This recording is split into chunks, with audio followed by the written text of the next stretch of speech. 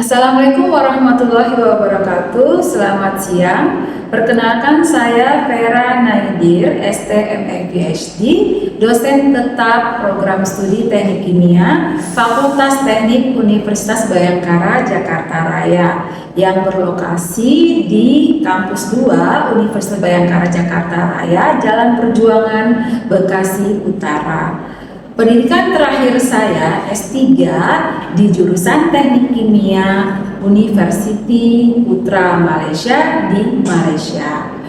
Pada semester genap 2025-2026 saya mengambil 3 mata kuliah, yaitu 1 mata kuliah Fisika Dasar 2, kedua mata kuliah Teknik Reaksi Kimia 2, dan yang ketiga adalah mata kuliah Termodinamika Teknik Kimia 2.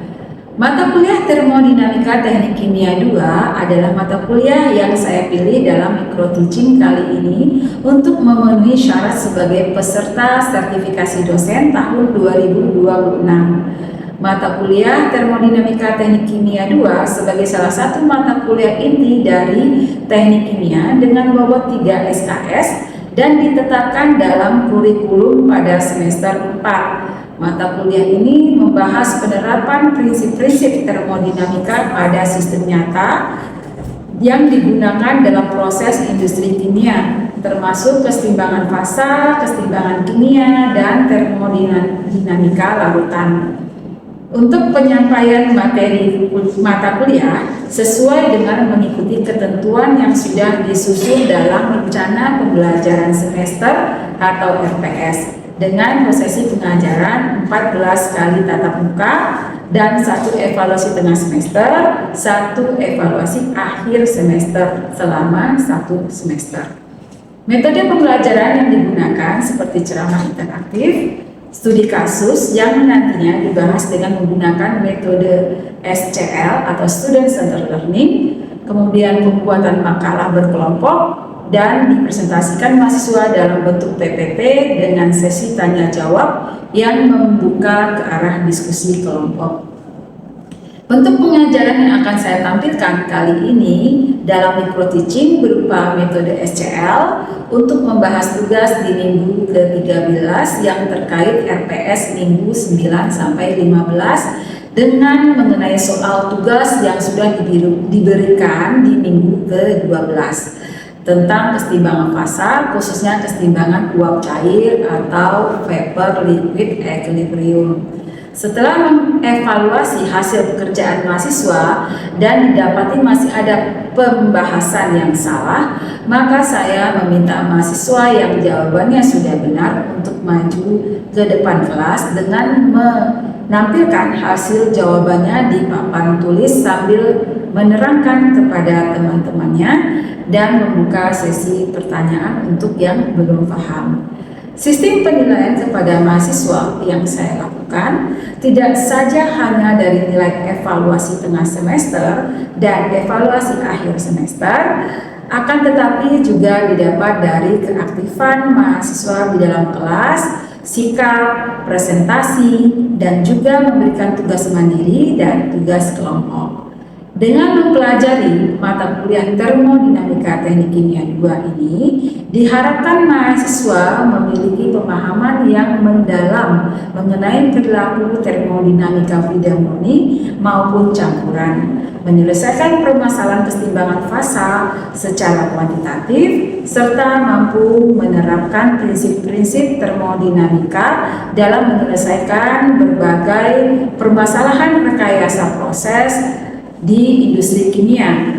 Contohnya penyulingan minyak bumi menjadi bahan bakar minyak atau BBM dengan menggunakan alat Crude Oil Distillation Unit atau CDU di kilang Cilacap, Balikpapan, Balongan, dan lain-lain. Cukup sekian perkenalan dari saya. Akhir kata saya ucapkan wassalamualaikum warahmatullahi wabarakatuh. Selamat siang.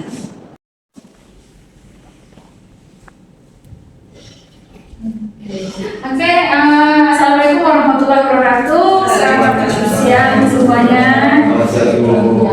Nah, hari ini Ibu akan mengevaluasi hasil kerja kalian. Nah, di sini di mata kuliah kita termodinamika teknik kimia 2, ya.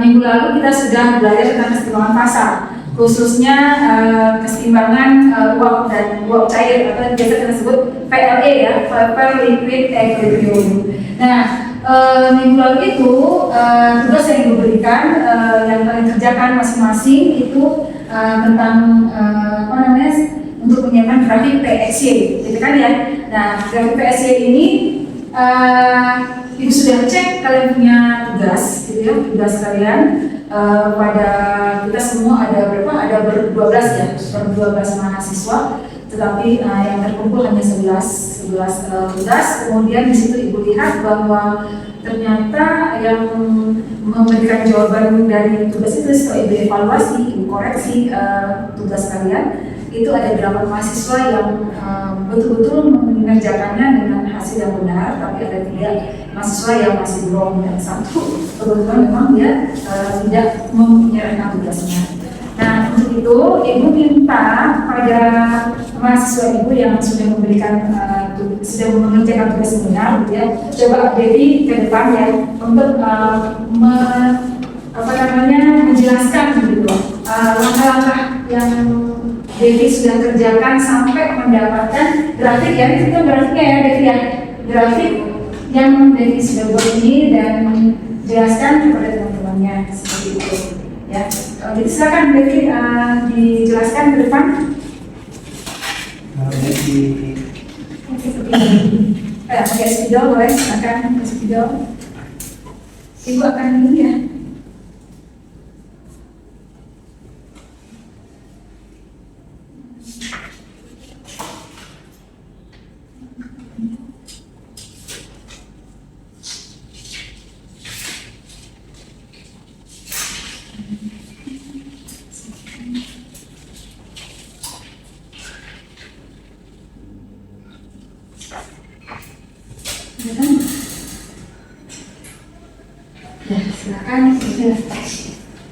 Jadi untuk selama minggu lalu itu menentukan tekanan uap untuk suhu 75 derajat Celcius dari sistem Biner, asetonitrin, dan nitrometana. Jadi dari soal grafik untuk P, X, Y, dan Y didapatkan sebagai berikut dengan P1 sat itu 83,21 dan P2 sat itu 41,98. Dari mana didapatkan P1 dan P2 sat? Kedua jawaban ini didapatkan dari persamaan si antoin dari suhu 75 derajat Celcius. Jadi untuk yang garis biru di atas adalah fraksi liquid, sedangkan yang merah adalah fraksi uap. Jadi untuk sekitar sini merupakan keseluruhan uap, dan yang atas adalah keseluruhan liquid. Lalu untuk menghitung bagaimana si fraksi dari Y dan X1 didapat adalah kita yang pertama menentukan dari persamaan antoin ini. Yang pertama itu untuk P1 sat dengan persamaan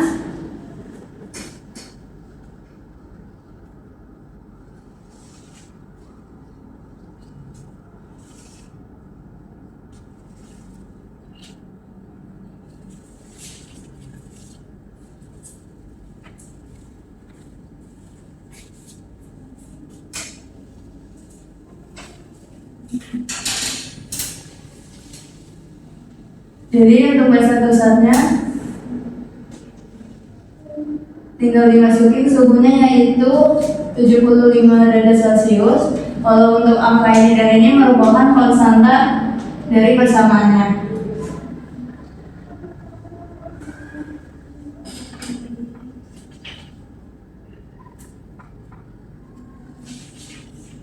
Didapatkan hasil yaitu 83,21 kilopascal.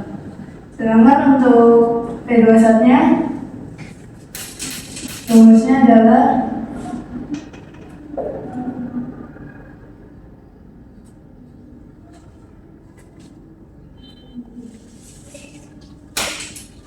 suhunya juga sama, adalah 75 derajat Celcius, tetapi konstantanya berbeda. Dan didapatkan hasil untuk P21 yaitu 41,98 kilopascal. Setelah didapatkan ini, kita menentukan P-nya agar mendapatkan Y-nya. Jadi untuk menghitung P diperlukan si fraksi XI juga. Kita mengambil, jadi untuk YI itu sigma YI itu sama dengan 1. Ya, untuk mencari P berarti kita harus asumsikan dulu ya. Ya, Itu berapa asumsinya? Di sini Devi mau ambil 1 Ibu. asumsi untuk X. X1 sur X1. Jadi kalau misalnya Y-nya 1, mengambil batas tinggi 1 dan batas rendahnya 0. Ya. Jadi saya mengambil di tengah-tengah dulu 0,6. 0,6. Ya. Gimana cara untuk menghitung 0,6? Jadi kita bisa mendapatkan nilai tekanan? ya. Jadi untuk mendapatkan tekanannya, rumusnya adalah P sama dengan P21 ditambah P1 sat dikurang dengan P21 dikali dengan X1-nya. X1-nya ini merupakan 0,6 dan P1 sat dan P2 sat adalah angka yang sudah didapatkan di awal tadi. Tinggal dimasukin aja angkanya.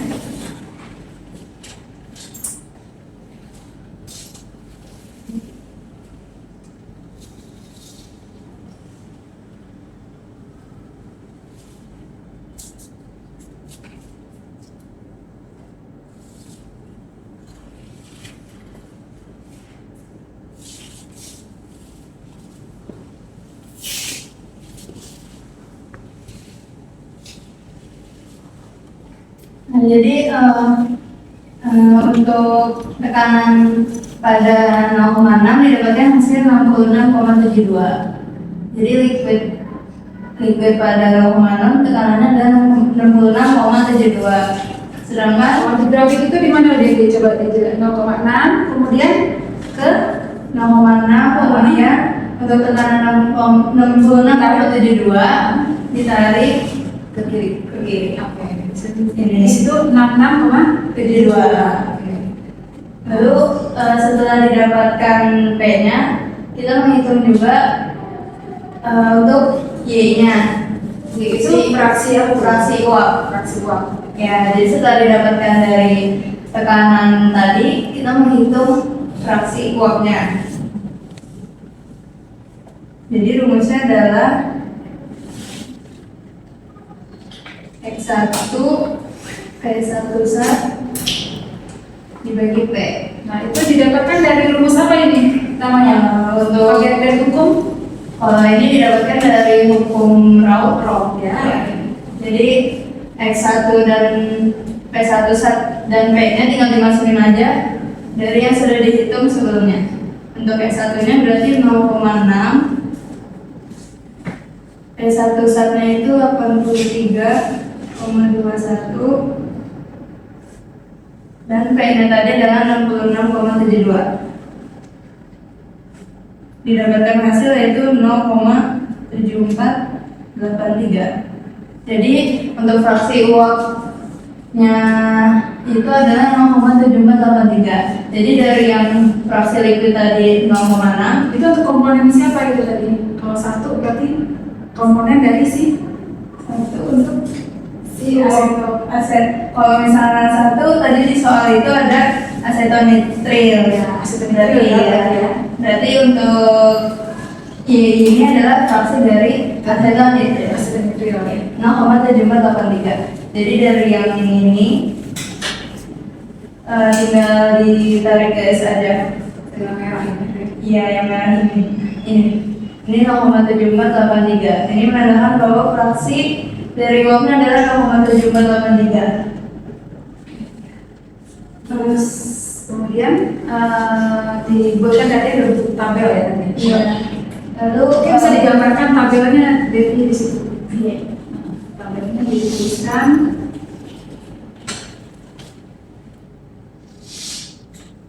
Tabelnya dibuat dengan komponen XI, YI, dan si Satu ya? P-nya. Iya.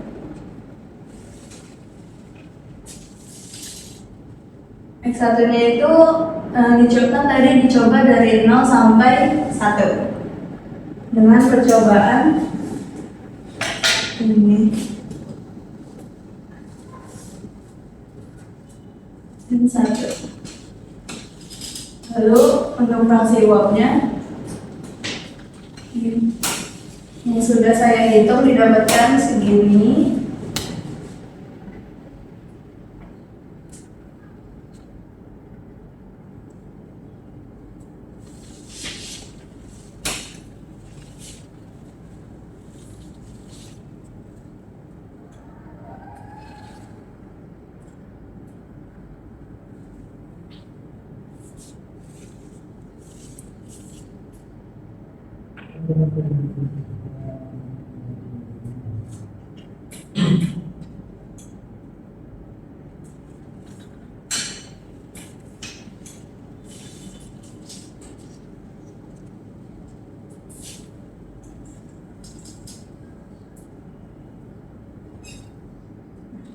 Nah, ini merupakan tabel dari batas 0 sampai 1 dengan fraksi uapnya sekian dan tekanan sekian. Lalu setelah didapat tabel semua ini dimasukkan ke dalam grafik Sudah bisa diplot ya grafiknya? Iya, sudah bisa diplot karena sudah didapatkan hasilnya di tabel. Dapatkan angka-angka datanya ini. Nah, untuk mendapatkan angka-angka ini kan ini menentukan sendiri kah asumsi dan ini dihitung atau gimana tadi berdasarkan itu? Untuk yang XI itu asumsi karena kan tadi linknya 1 dari batasnya 0 sampai 1, makanya dibuat aja 0,2, 0,4 sampai 1. Terus kalau untuk yang G1 nya itu dihitung dengan persamaan Raoult ini sesuai dengan XI nya. Lalu untuk si tekanannya juga sama, dihitung menggunakan rumus yang ini dan tinggal XI ini diubah sesuai dengan percobaannya. Ya, asumsinya. Di sini tadi yang berdasarkan tekanan untuk dihitung dengan Antoine yang mana dari tekanan Antoine? Nah, soalnya yang ini Berarti batas ya bawah. ya batas bawahnya batas atas. Nah, yang 83,21 ini merupakan si P1 satnya, ini P2 satnya. Ya, makanya di grafik P2 satnya itu kan pas 1,98. Nah, dia ditaruh di paling ujung sini, dan untuk yang P1 sat yang tinggi ditaruh paling ujung sini. Lalu untuk plot si fraksi X1 nya dan fraksi uapnya juga tinggal ditarik aja dari sini, misalnya 0,2 berarti di Y-nya itu 0,3313, berarti dia di sini Y-nya. Terus untuk di tekanan 50,23 berarti tinggal ditarik garis aja, ini merupakan tekanan 50,23 di XI 0,2. Ada yang mau tanya siapa? Nyanyi, ya silakan ya tanya. Cara menentukan titik XY pada tekanan. Jadi yang tadi udah dijelasin sebelumnya, kalau misalnya XI itu, yang pertama langkah pertama itu harus menentukan dulu si P2 sat dan P1 satnya dari rumus Antoine. Setelah didapatkan semua rumus ini, kita bisa asumsikan nih si XI-nya. Kenapa XI-nya 0 sampai 1? Karena di sini asumsi kita Y-nya itu 1, makanya batas atasnya 0 sampai batas bawahnya 1. Setelah didapatkan itu, kita coba aja salah satu dulu. Misalnya tadi yang di awal itu kan mencobanya di 0,6, habis itu dihitunglah tekanannya dengan si hasil P1 sat dan P2 sat yang udah didapat ini, dihitung P-nya ini. Setelah mendapat P-nya, kan udah bisa ditarik garis si P1 sat dari X1 nya tadi misalnya 0,6. Jelas? Jelas ya, yuk gimana? Ya, ada lagi yang mau tanya? Ya, coba Ricky tanya. Udah, kalau untuk perhitungan saya udah cukup benar apa yang sudah disampaikan, tapi saya masih kebingungan terkait tata letak untuk X1, Y1 dan P. Kira-kira bisa dijelasin nggak secara detail satu persatu? Sama untuk misalkan Y1-nya didapat 0,3313, apakah itu boleh dibulatkan menjadi 0,3 dan yang 0,5692 apakah boleh dibulatkan menjadi 0,6? Itu boleh dijelaskan? Ya, kalau pertanyaan pertama tadi untuk letakkan si X1 dan Y1-nya antara P di suhu 75 derajat Celcius. Itu yang pertama adalah kan membuat dulu nih grafik. Kalau untuk yang vertikal ada di tekanan P, kalau untuk horizontalnya ada di si fraksinya, fraksi dari X1 dan Y1-nya. Lalu misal untuk P1 sat dan P2 satnya kan dia ada di ujung, jadi letak sengaja di ujung. Untuk P1 sat ini, P2 sat ini, berarti kan otomatis dia X1-nya 0, terus yang P1 sat ini, X1-nya 1. Lalu untuk selanjutnya, misalnya di 0,2, itu kan 0,3313. Kalau untuk pembulatan itu nggak terlalu masalah karena tetap bisa ditarik garis dari si grafiknya. Jadi masih bisa membentuk kurvanya. X1 ini kan merupakan si fraksi liquid. Kalau misalnya Y1 fraksi uapnya. Jadi ya udah dari hasil tabel tinggal di input aja di sini 0,2 misalnya mau 0,3 ya udah berarti 0,2 di sini ditarik garis di 50 berarti bisa di sini. Terus 0,3 berarti ya udah berarti sini misalnya 0,3. Berarti ini merupakan titik si Y-nya 0,3. Gitu sih. Kalau pembulatan nggak masalah, asal dia masih bisa membentuk kurva dari si asesor nitrogen. Baik, terima kasih atas jawabannya. Oke, betul. Oke, kalau begitu, untuk Devi udah cukup menjelaskannya. Yang lain gimana? Paham ya? Nah, oke, silakan Devi. Terima kasih atas penjelasannya. Silakan dari Upawas buat Devi. Oke, dengan apa namanya seperti yang sudah dijelaskan oleh Devi, ya, Ibu akan mungkin Ibu akan lebih menjelaskan lagi buat kalian mungkin ada yang tertinggal tadi ya Ibu sudah sampaikan ya, tapi paling tidak kalian sudah bisa memahaminya, gitu kan ya. Nah, Ibu akan perjelas lagi tadi menurut pertanyaan siapa? Ricky ya. Nah, Ricky kalau tadi bilang boleh nggak untuk pembulatan gitu. Kalau untuk pembulatan boleh saja, gitu kan ya. Apalagi kalau kalian mengerjakannya secara manual nih, kayak gini pakai millimeter block. Nah, pakai millimeter block kan memang keakuratannya pasti kurang ya. Beda kalau kalian mengerjakan pakai Excel. Kalau pakai Excel, kalian input keluarnya dengan gambar yang bagus seperti itu. Tapi kalau kita mengerjakan dengan secara manual, ya memang akan menggunakan gambar yang mungkin tidak seideal yang kita dapatkan menggunakan perangkat Excel tadi gitu ya.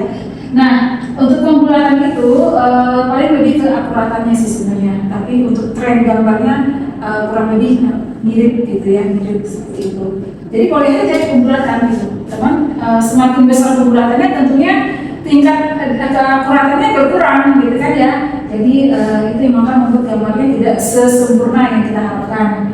Nah, kemudian tadi Ibu juga ulas sedikit tentang apa nilai ini tadi ya, Ibu ulas lagi yang 0,1. Ini kan memang batas atasnya, batas bawahnya ya, ini 0,0 atau sama dengan kalau dalam persenan dia 0%. Kemudian batas atasnya 1, ini adalah 100%. Tapi kalau untuk fraksi jadi bentuknya seperti ini. Nah, kemudian untuk ini kan X1, Y1 ya. Berarti ini kita hanya melihat dari asetonitril gitu ya, asetonitril. Tapi di tabel juga ada di sini nitrometana. Nah, kita hitung dulu di asetonitril. Nah, nitrometananya batasnya untuk P2 ini adalah tekanan uap murni si nitrometana. Yang P1 ini, P1 zat adalah tekanan uap murni untuk si aseton nitril gitu. Nah, ini kita melihat dari dari sisi si aseton nitril gitu. Nah, tadi ini ya, kita lihat di tengah-tengah ini campuran ya, campuran antara liquid dan vapor seperti itu. Nah, jadi sehubungan untuk mata kuliah ini gitu ya, termodinamika teknik kimia 2, kita sudah bicara tentang PLE ya, vapor liquid equilibrium. Ini kegunaannya di kalau kita orang teknik kimia kita menggunakan ini bisa di alat distilasi ya, distilasi. Jadi kalau kalian belajar distilasi akan menemukan ini. Jadi menemukan pelajaran vapor liquid equilibrium dan dengan grafik ini. Nah, gunanya buat apa? Gunanya untuk melihat biasanya untuk proses pemurnian. Kalau distilasi yang saya tahu kan pemurnian berdasarkan titik didih ya, titik didih. Nah, jadi biasanya banyak fraksi-fraksi tuh, misalnya kalau di industri minyak gitu ya, misalnya untuk proses pemurnian minyak bumi, nah itu menggunakan distilasi seperti itu untuk pengolahan dari minyak bumi dari fraksi-fraksi, dari fraksi ringan, menengah, bawah gitu ya. Nah, fraksi bawah itu fraksi beratnya, jadi dia bisa bisa dari ada nafta, ada kerosin gitu ya, ada gasolin. Nah, itu pakai prinsip PLE ini seperti itu. Jadi cukup sekian ya, mungkin kita bisa lanjutkan karena selain grafik PXY ya, PXY itu artinya jadi ada variasi tekanan terhadap fraksi, ada juga dengan di sistem itu temperaturnya tetap ya, yang berubah-ubah itu ada tekanannya yang kita lihat dia di tekanan mana sih cocoknya untuk tekanan optimalnya yang cocok itu yang di mana gitu, untuk bisa menghasilkan pemisahan yang sempurna gitu dari dua komponen tersebut seperti itu. Nah, ada juga nanti kita akan belajar di minggu depan tentang grafik TXY. Grafik TXY itu di mana dia yang akan bervariasi nanti situ tekanannya, temperaturnya. Nah, tekanannya di sistem itu adalah tetap seperti itu, konstan seperti itu. Jadi cukup demikian saja untuk perkuliahan kita hari ini gitu ya. Terima kasih atas penjelasannya Kak Devi, kemudian pertanyaannya Ayu sama Riki. Kalau gitu Ibu akhiri perkuliahan kita, sampai ketemu di minggu depan dengan topik yang sama tapi pembahasan yang berbeda ya. Akhir kata wassalamualaikum warahmatullahi wabarakatuh. Selamat siang. Waalaikumsalam warahmatullahi wabarakatuh. Terima kasih.